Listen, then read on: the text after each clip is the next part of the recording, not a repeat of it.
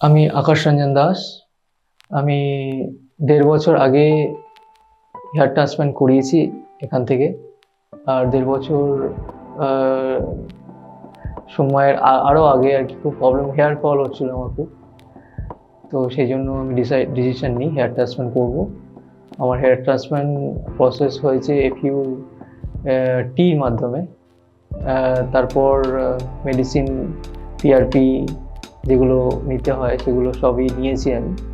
নিয়ে এখন এই ১.৫ বছর এসে আমার এখন যে রেজাল্ট আপনি দেখতে পাচ্ছেন, এখন আমার মেনটেনেন্স চলছে।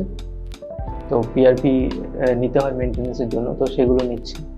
4 মান্থস ও 6 মান্থের একটা ডিফারেন্স থাকে ব্যবধানের ইয়েতে, গ্যাপে।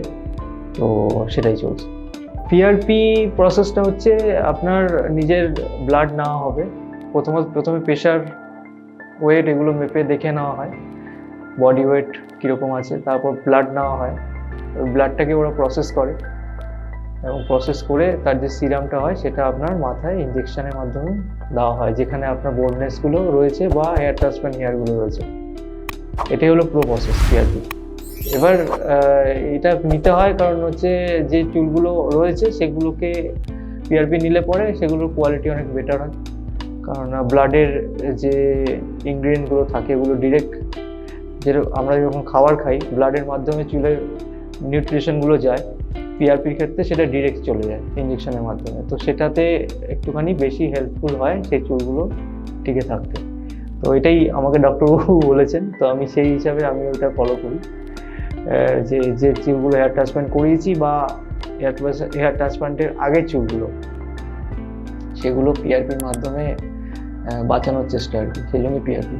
এখন তো এফইউইতে খুব হচ্ছে দেখছিলাম এখানে, বাট এফইউটিতে আমি করিয়েছি। তো এফইউটিতে ট্রিপের যে পুরো প্রসেস ওটা ডক্টরই করেছেন আমার।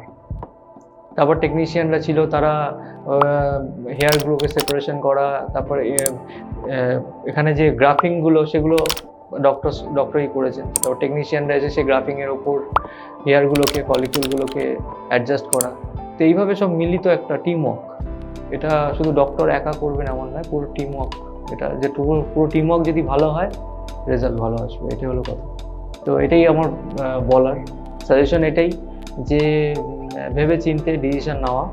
কারণ প্রসেস হাইলি রিস্কি তো নয়, বাট হ্যাঁ খরচার একটা ব্যাপার আছে। সব কিছু মিলিয়ে একটা জিনিস ভাবনা চিন্তা করা যেতে পারে। যদি খুব প্রবলেম হয়, আনইজি ফিল হয়, কনফিডেন্সের অভাব থাকে, এখানে আসতেই পারেন, করাতে পারেন, ডক্টরের সাথে কনসাল্ট করুন।